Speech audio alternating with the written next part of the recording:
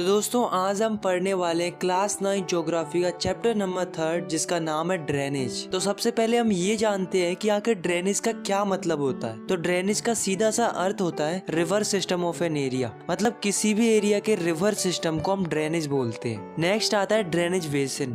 तो ये drainage basin क्या होता है, देखो जैसे मान लो कोई रिवर है, उसकी कई सारी ट्रिब्यूटरीज भी होंगी और कई सारी डिस्ट्रीब्यूटरीज भी होंगी। तो ये जो सिस्टम होता है किसी भी रिवर का, उसे हम ड्रेनेज बेसिन बोलते हैं। नेक्स्ट आता है वाटर डिवाइड। नाम से ही पता चल रहा है कि इसमें वाटर को डिवाइड करने की बात की जा रही है। जैसे कि आप इस डायग्राम में देखो, यहाँ पर आपको दो ड्रेनेज बेसिन दिख रहे हैं, पहला है ये वाला और दूसरा है ये वाला। अब जो भी इन ड्रेनेज बेसिन को डिवाइड करता है उसे हम वाटर डिवाइड कहते हैं। और ये वाटर डिवाइड कुछ भी हो सकते हैं, जैसे कि माउंटेन हो सकते हैं, कोई ऊंची उठी जमीन हो सकती है। तो हम लिख सकते हैं कि एनी अपलैंड और a mountain separating two adjoining drainage basin is known as water divide. अब दोस्तों हमारे चैप्टर का नेक्स्ट टॉपिक आता है जो कि है ड्रेनेज सिस्टम इन इंडिया। इसको हम एक और नाम दे सकते हैं जो कि है रिवर सिस्टम ऑफ इंडिया। मतलब हम इसमें इंडिया की रिवर्स के बारे में बात करने वाले हैं। इंडिया की रिवर्स दो ग्रुप्स में बटी हुई हैं। पहली है हिमालयन रिवर्स और दूसरी है peninsular reverse. Himalayan reverse Himalaya से निकलती है और पेनिनसुलर रिवर पेनिनसुलर प्लेटू से निकलती है। हिमालयन रिवर्स पेरेनियल होती है, मतलब इन्हें पूरी साल भर पानी रहता है, क्योंकि इन्हें दो जगहों से पानी मिलता है, एक तो बरसात से, और जब बरसात नहीं होती है तब इन्हें पहाड़ों की बर्फ से पानी मिल जाता है। इसलिए हिमालयन रिवर्स में हमेशा पानी रहता है। वहीं जो पेनिनसुलर रिवर्स होती हैं वो सीजनल होती हैं, मतलब इन्हें साल के कुछ ही महीनों में पानी रहता है, खास करके उन महीनों में जिन महीनों में बरसात होती है। बाकी महीनों में इनका पानी सूख जाता है या फिर इनका वाटर फ्लो कम हो जाता है। हिमालयन रिवर्स बहुत बड़ी होती है और जो पेनिनसुलर रिवर होती है वो जनरली छोटी होती है as compared to Himalayan river. तो सबसे पहले हम बात करते हैं हिमालयन रिवर्स की। तो हिमालय से कई सारी नदियां निकलती है, पर हमें इस चैप्टर में मेनली 3 नदियों के बारे में पढ़ना है, जिनका नाम है इंडस, गंगा और ब्रह्मपुत्रा। तो सबसे पहले हम बात करते हैं इंडस रिवर की। तो इंडस रिवर तिब्बत से निकलती है और जम्मू कश्मीर से होते होते पाकिस्तान जाती है, फिर पाकिस्तान के बाद अरेबियन सी में जाकर मिल जाती है। इसकी कई सारी ट्रिब्यूटरीज भी हैं, जैसे कि जस्कर, सियोंग, चेनाब, झेलम, सतलुज, ब्यास और रावी। इस रिवर की टोटल लेंथ है 2900 किलोमीटर्स और इस रिवर का जो स्लोप है वो काफी जेंटल स्लोप है। Now the next river is Ganga river. अब दोस्तों उत्तराखंड में ग्लेशियर है जिसका नाम है गंगोत्री। तो वहाँ से क्या होता है कि वहाँ से भागीरथी निकलती है और इधर से अलकनंदा निकलती है। ये दोनों देवप्रयाग में जाकर आपस में मिल जाती हैं और इन दोनों के संगम से गंगा नदी बनती है और ये ईस्ट की तरफ बहती चली जाती है। फिर एक जगह फरक का जो कि वेस्ट बंगाल में लोकेटेड है, वहाँ पर जाके ये बाइफरकेट कर जाती है हुगली और भागीरथी में। हुगली कलकत्ता से होकर बे ऑफ बंगाल में मिल जाती है और जो गंगा की मेन स्ट्रीम होती है यानी कि भागीरथी, वो बांग्लादेश में जाकर ब्रह्मपुत्र रिवर से मिल जाती है और इन दोनों रिवर के मिलने से मेघना रिवर बनती है और फिर ये मेघना रिवर बहती हुई बे ऑफ बंगाल में मिल जाती है। और इन रिवर्स का जो डेल्टा बनता है वो है सुंदरबन डेल्टा। और आपको जानकर हैरानी होगी कि सुंदरबन डेल्टा इस दुनिया का सबसे बड़ा रिवर डेल्टा है। गंगा की कई सारी ट्रिब्यूटरीज भी हैं जो कि गंगा को ज्वाइन करती हैं जब गंगा फ्लो करती है, जैसे कि यमुना,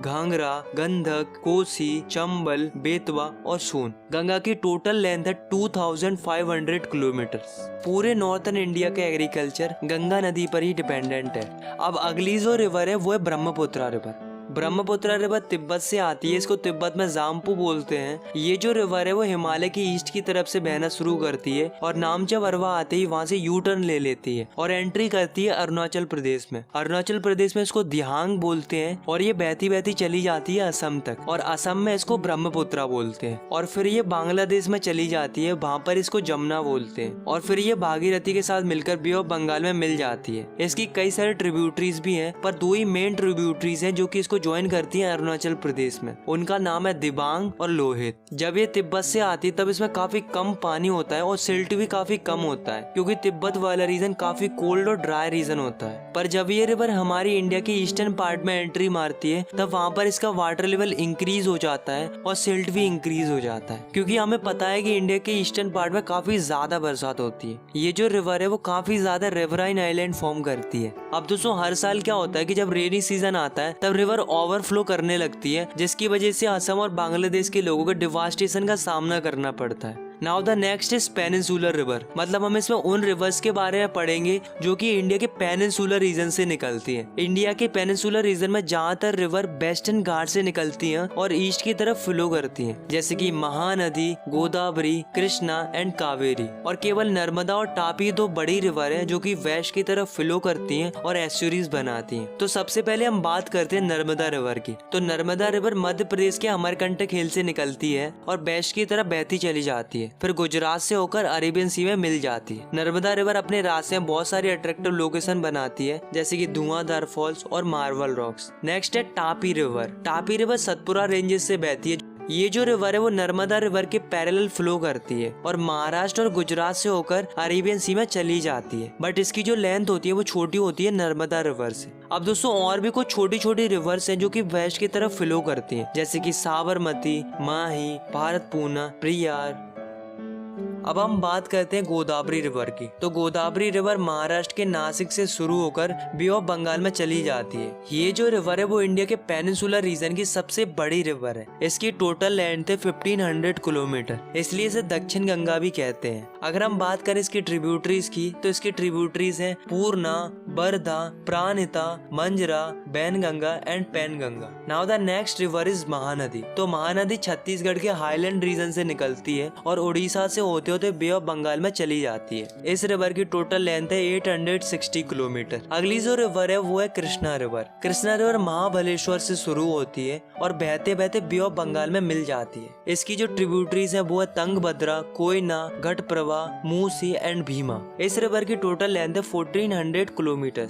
नेक्स्ट है Kaveri river. Kaveri river western Ghat की ब्रह्मगिरी हिल से बहना शुरू करती है और तमिलनाडु के कुंडालोर से होकर बे ऑफ बंगाल में मिल जाती है। इसकी टोटल लेंथ है 760 किलोमीटर्स। अगर हम इसकी ट्रिब्यूटरीज की बात करें तो इसकी ट्रिब्यूटरीज हैं अमरावती, भवानी, हेमावती एंड कावनी। तो दोस्तों इन रिवर्स के अलावा कुछ और रिवर्स हैं जो कि वेस्ट टू ईस्ट फ्लो करती हैं इन पेनिनसुलर रीजन, जैसे कि दामोदर, ब्राह्मणी, बैतरणी एंड सुबर्ण रेखा। तो दोस्तों अभी तक हमने इंडिया की कई सारी रिवर्स के बारे में जाना। हमने हिमालयन रिवर्स के बारे में जाना, पेनिनसुलर रिवर्स के बारे में जाना, लेकिन अब हम बात करने वाले इंडिया की लेक्स के बारे में। तो इंडिया के अंदर अलग अलग प्रकार की लेक्स पाई जाती हैं जिनके साइज और कैरेक्टरिस्टिक अलग अलग होते हैं। इंडिया के अंदर ज्यादातर लेक्स परमानेंट होती हैं, मतलब उनमें साल भर पानी रहता है, मगर कुछ लेक ऐसी भी होती हैं जो कि रेनी सीजन पर डिपेंड करती हैं। इंडिया की लेक्स कई प्रकार से बनती है। कुछ लेक्स ग्लेशियर और आइस शीट्स के एक्शन से बनती है, तो कुछ लेक विंड, रिवर और ह्यूमन एक्टिविटी की वजह से बनती है। इंडिया के अंदर ज्यादातर fresh water lake Himalaya region में पाई जाती है, क्योंकि ये ग्लेशियर के मेल्ट होने से बनती है। इंडिया के जम्मू कश्मीर रीजन में वूलर लेक है जो कि टेक्टोनिक एक्टिविटीज की वजह से बनी है। ये जो लेक है वो इंडिया की लार्जेस्ट फ्रेश वाटर लेक है।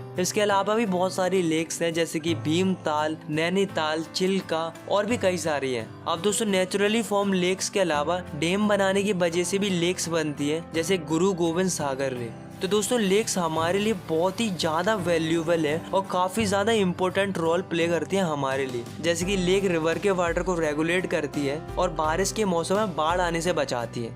लेक की मदद से हम इलेक्ट्रिसिटी जनरेट कर पाते हैं by developing hydro power plant. Lakes अपने आसपास के क्लाइमेट को मॉडरेट करते हैं और एक्वाटिक इकोसिस्टम को भी मेंटेन रखते हैं। लेक्स किसी भी जगह की खूबसूरती को बढ़ाते हैं, जिसकी वजह से टूरिज्म को भी बढ़ावा मिलता है। लेक्स के अलावा रिवर्स भी हमारी इकोनॉमी के लिए काफी ज्यादा इम्पोर्टेंट रोल प्ले करते हैं, क्योंकि रिवर्स का पानी हम इरिगेशन के लिए यूज करते हैं, नेविगेशन के लिए इस्तेमाल करते हैं और हाइड्रो पावर जनरेशन के लिए भी इस्तेमाल करते हैं। लेकिन दोस्तों लोग अपने फायदे के लिए इन रिवर्स को बर्बाद कर रहे हैं। Domestic, municipal, industrial and agriculture के लिए पानी की डिमांड बढ़ रही है, तो लोग क्या कर रहे हैं, काफी ज्यादा क्वांटिटी में पानी निकाल रहे हैं नदियों से, जिसकी वजह से जो वाटर लेवल है नदियों का वो डिक्रीज हो रहा है। और जो इंडस्ट्रीज होती है उनका जो गंदा पानी निकलता है उसे सीधा नदियों में डाल दिया जाता है, जिससे हमारी रिवर्स पॉल्यूट होती जा रही है और पानी की क्वांटिटी भी डिक्रीज होती जा रही है। और ये गंदगी इतनी ज्यादा हो रही है कि रिवर्स अपने पानी को सेल्फ क्लींस भी नहीं कर पा रही है। तो इसके लिए हमें और हमारी गवर्नमेंट को इस पर ध्यान देना होगा, जिससे हमारी रिवर्स और लेक्स हमेशा साफ बनी रहे। नो डाउट गवर्नमेंट प्रयास कर रही है, बट और भी ज्यादा फोकस्ड होने की जरूरत है। आई होप आपको ये वीडियो पसंद आई होगी।